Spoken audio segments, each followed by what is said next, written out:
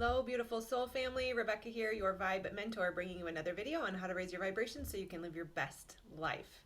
Welcome to Monday Magic, where I do an intuitive reading of the current energies.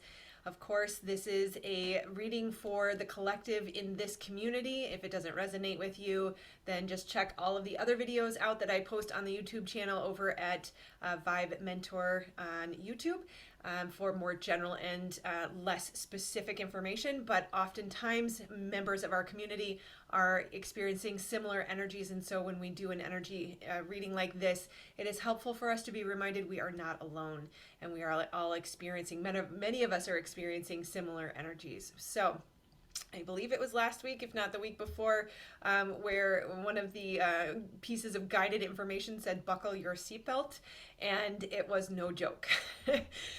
Most definitely, I am glad I had my seatbelt buckled, proverbially, of course, but yeah, it's been interesting. It has been extremely hot, and the intense heat is not just a weather phenomenon. It is also, or has been, an energetic phenomenon. So I know that it has been extremely hot in Europe, in Canada, in the United States, likely other places in the world as well.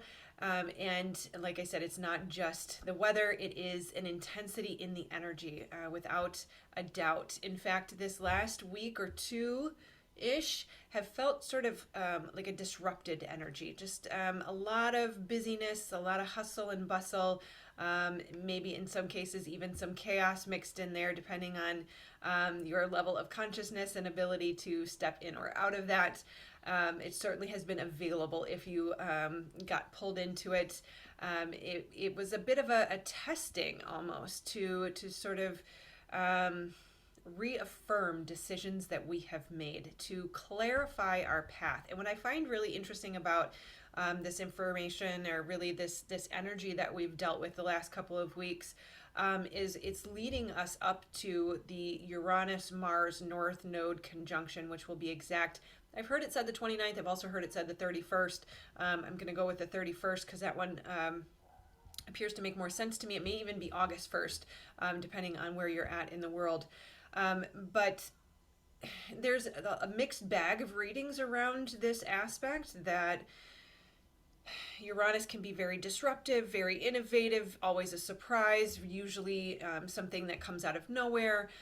Mars can be proactive, you could also say aggressive, certainly action-oriented, can also bring aggression, can bring war, since, you know, Mars, the ruler, the god of war. But then you bring in the North Node, and the North Node is your path, your life path, your purpose here, the lesson you're here to learn. And of course, this is a transiting point, which means moving.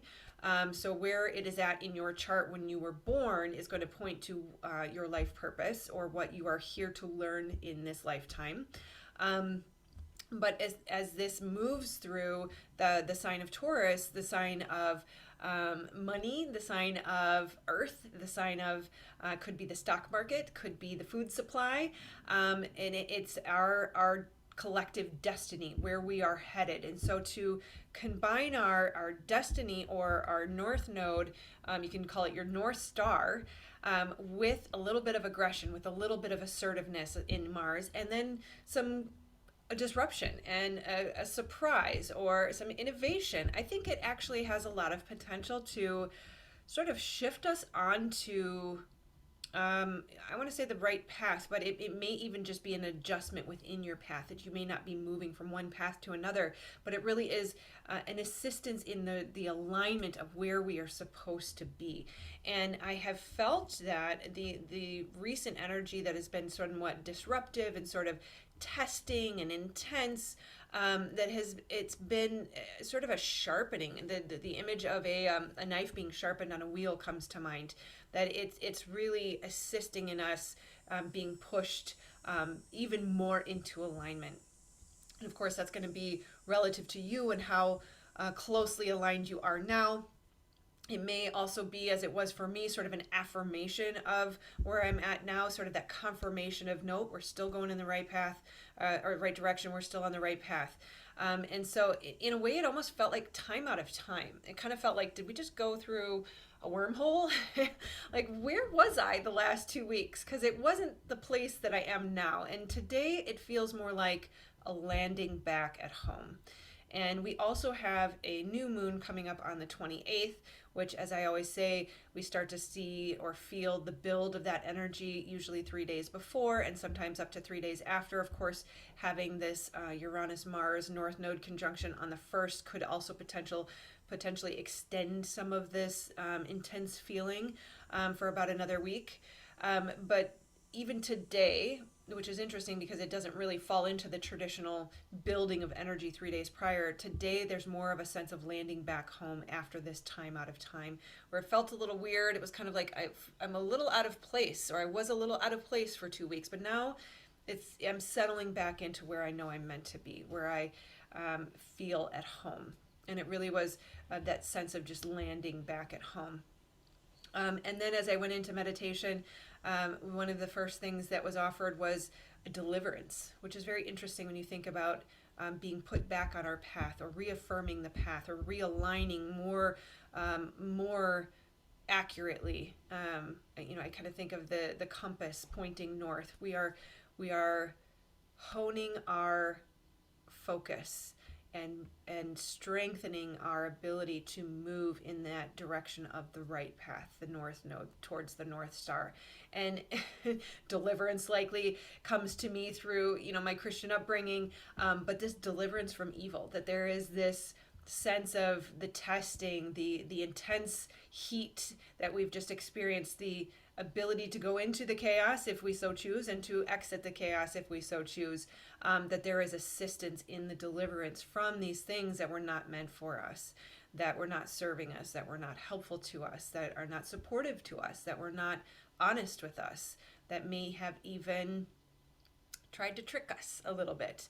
And so there is a lot of energetic support, divine assistance, angelic assistance in protecting us. Protection, I guess, is what was wanting to come through there.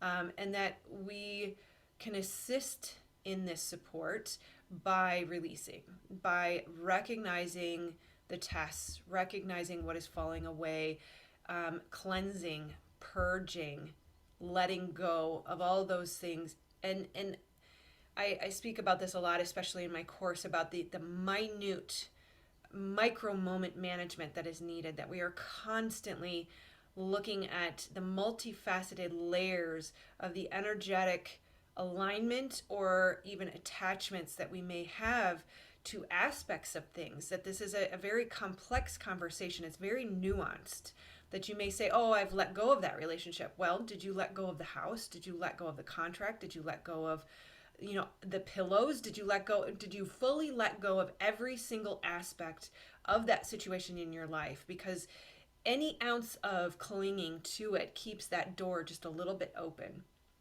And the release, the purge, the cleanse that is necessary, the cutting of the cords. Definitely check out my video around, I think it was 21 ways to purge negative energy. We want to be very, very thorough in this process so that we are not bringing forward onto our new path anything that does not serve us. And always remember that nature abhors a vacuum. So anytime that you are letting go of something, you're pulling a cord out of your heart, you're going to have a hole where that energy of that person or that situation lived. And that's okay. To make friends with the empty space, the nothingness, is where everything is created from. They talk about the darkness in space, the dark matter. It was thought to be nothing, but really it is the source of creation. So remember, nature abhors a vacuum. So that hole will be filled with something that serves you. Ideally, it brings you more love, more joy, more abundance than you ever could have imagined, if you're willing to fully be as thorough as possible in your letting go and your purging and your cleansing process. And then there's also been an energy of rest and recovery and healing. Cleansing and purging requires rest and recovery. And if you experienced a lot of intensity, if you experienced the disruptive energy, if you dabbled with the chaos and exited again, you're going to have a process of needing to recuperate from that. And it's oftentimes more than the brain would justify, right? I talked on the video on Saturday about sometimes we are being forced to slow down even more than we would think logically is necessary. That we may, take a weekend off, or we may take a week's vacation, and these are the 3D measures of what a break should look like, but oftentimes it's not that way. In fact, oftentimes if the 3D world says that it's supposed to be that way, it likely isn't. So when we are asked to rest for weeks on end, or we are asked to not produce our content on the regular schedule, or we're asked to surrender, trust, allow, receive, recover, heal, it oftentimes can feel uncomfortable. And it doesn't make sense. My brain says I should be producing. My brain says I should be doing. My brain says I haven't done enough to earn this. But at the end of the day, you deserve it no matter how much you've done. That you don't earn your value. You are valuable inherently. I found a woman recently and she said, you are born valuable and you will die valuable, and it doesn't matter what you do in between. And I love that.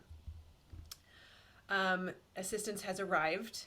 So shake off the dirt was another term that came through. So just let's shake it off, right? Whatever we've just experienced is behind us, that time out of time, that wormhole, whatever it was, we're going to bottle it up and send it out because we're shaking the dirt off our feet. We have landed back home. We are protected. We are guided. We are assisted.